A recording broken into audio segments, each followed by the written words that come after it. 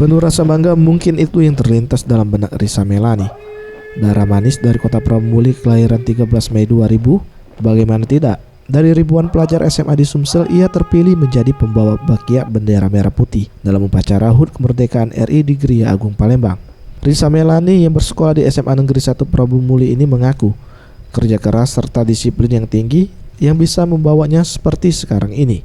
Diakuinya saat pengibaran bendera merah putih ia merasa gugup, namun berkat latihan ia bisa mengatasinya. Saya tuh deg-degan, takut salah, tapi karena paskibraka itu memiliki mutu yang tidak takut salah, jadi percaya diri, Kak, yakin nggak bakal pernah salah karena terus berlatih.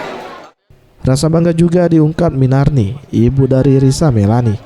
Ia sempat meneteskan air mata karena putrinya membawa bendera merah putih di HUT Indonesia ke-70 tahun ini. Ia berharap usai menamatkan sekolahnya, Risa dapat melanjutkan pendidikannya dengan menjadi polisi wanita. Bangga sekali, tapi takut salah.